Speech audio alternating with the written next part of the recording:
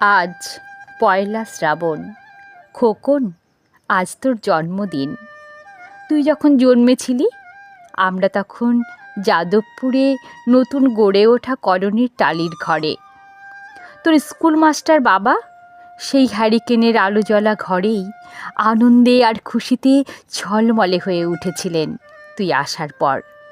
তোর নাম রেখেছিলেন সুকল্যাণ। মানুষটার মনটা ছিল শিশুর মতো। অভাবে অনটনে বেঁচে থাকার নানা দুর্বিপাকেও ভেঙে পড়তেন না কখনো। সকলের ভালো চাইতেন মন থেকে। বলতেন, দেখো একদিন এই দেশের মানুষ ঠিক খুঁজে পাবে মুক্তির পথ। শোষণ থেকে মুক্তি, দারিদ্র্য থেকে মুক্তি, অশিক্ষা থেকে মুক্তি। আজ পয়লা শ্রাবণ। খোকন, আজ তোর জন্মদিন। ছোটবেলায় তোর মনে আছে আমাদের ভাঙা মেঝেতে বাক্স থেকে বার করা মেজমাসির হাতে তৈরি আসনটা পেতে দিতাম। সামনে রাখতাম ঠাকুরের আসরের প্রদীপখানা।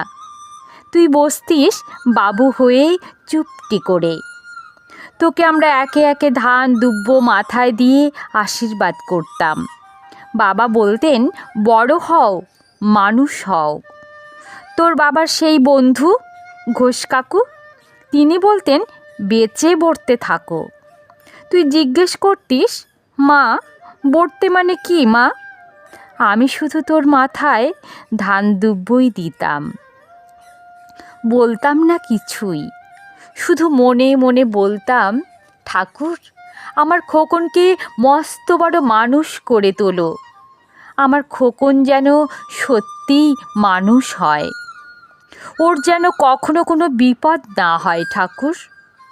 অভাবের সংসারে ওই একটা দিন পয়লা শ্রাবণ, কষ্টের পয়সায় একটু বাড়তি দুধ নিতাম, পায়েস রান্না করে দিতাম তোকে। তুই খুব ভালোবাসতিস পায়েস খেতে। তোর বাবা বাস স্ট্যান্ডের দোকান থেকে নিয়ে আসতেন তোর প্রিয় মিষ্টি ছানার গজা। সামান্য স্কুল মাস্টারিতে কী বার হতো, ঘরে বসে ছাত্র পড়িয়ে আসতো কিছু। দাউ দাউ অভাবের আগুনে সে রসদ পুড়তে সময় লাগতো না। তোর বাবার জামা সেলাই করতাম আর বারবার বলতাম, আসছে মাসে একটা জামা বানিয়ে নিও। উনি হেসে উঠে বলতেন, বাদ দাও তো, খোকন বড় হচ্ছে। ওর জন্য ভাবছি দুধ রাখতে হবে আরও আধশের। দুধে শক্তি বাড়ে, বুদ্ধি বাড়ে। শক্তি আর বুদ্ধি না হলে তোমার খোকন মস্ত বড় মানুষ হয়ে উঠবে কি করে? ভাবছি আরও দুটো টিউশনি নেব। ছাত্র পড়িয়ে পড়িয়ে মানুষটা দিনের শেষে ক্লান্ত হয়ে যেতেন। বারান্দার ধার ঘেঁষে যখন রাতের অন্ধকারে জোনাকির ব্যস্ততা, আর ঘরে তোর পড়া মুখস্থ করার এক টানা সুর আমাদের কলোনির ভাঙাচোরা বাড়িটাকে জীবন্ত করে রাখত। তখন বলতেন আমায়, খাওয়া দাওয়া একটু করো, তোমার চেহারাটা বড় ভেঙে পড়ছে দিন দিন। শাড়িটাও তো দেখছি বেশ ছিঁড়েছে। কালই আমি ফেরার পথে একটা শাড়ি নিয়ে আসবো, ধারেই আনবো। আমি বলতাম, ধুর, সামনে খোকনের উঁচু ক্লাস, কত বইপত্তর কিনতে হবে, কত খরচ। উনি দীর্ঘশ্বাস ফেলে চুপ করে যেতেন। জোনাকিরা নিঃশব্দে অদৃশ্য আলোর আলনা আঁকত উঠোনের আগাছার ঝোপে। আবহ সঙ্গীতের মতো তুই ভিতরের ঘরে বসে পড়া মুখস্থ করতিস, ইতিহাস, ভূগোল, গ্রামার। ঈশ্বর আমাদের নিরাশ করেননি। তুই কত বড় হলি, সব পরীক্ষায় কত ভালো ফল হলো তোর। বাবা বললেন, আরও পড়ো, উচ্চ শিক্ষাই উচ্চ সম্মানের একমাত্র পথ। তুই আরও পড়লি, তারপর তোর চাকুরি হলো কত বড় অফিসে। মনে আছে খোকন?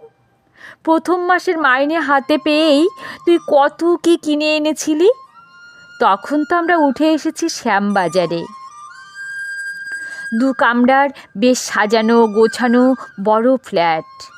তোর অফিস থেকেই তো দিয়েছিল। সেই বাড়ি, সেই ঘর, সেই ব্যালকনি, কত স্মৃতি, কত ছবি।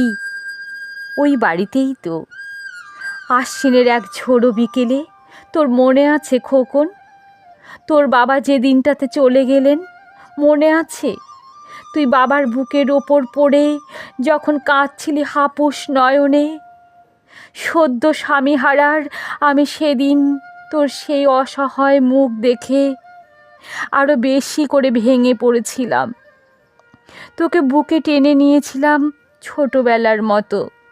বলেছিলাম, কাঁদিস না খোকন, আমি তো আছি।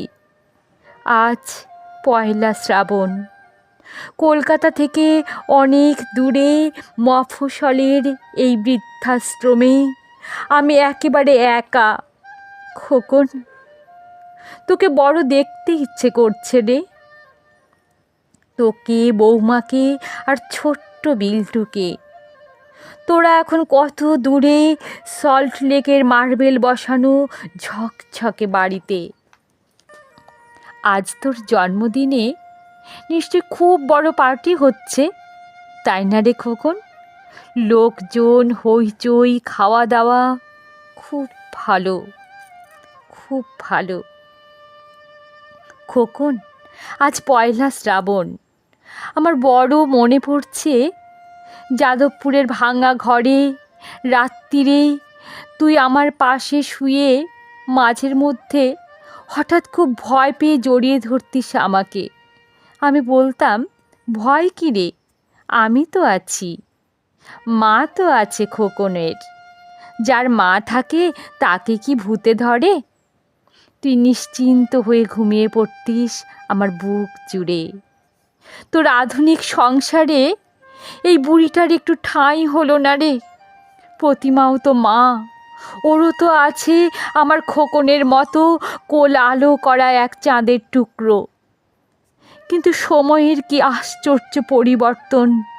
খোকন, তুই বোধহয় আর এখন পায়েস খাস না, তাই না রে? তুই জানিস না খোকন, আজ আমি সকালে পায়েস রান্না করেছি। হ্যাঁ, তোরই পাঠানো টাকায়। সারাদিন সেই পায়েসের বাটি সামনে নিয়ে বসে আছি রে, এখানে এই বৃদ্ধাশ্রমে, আমার একলা ঘরে, আর কেউ নেই। তুই একবার আসবি খোকন, একবার, শুধু একবার।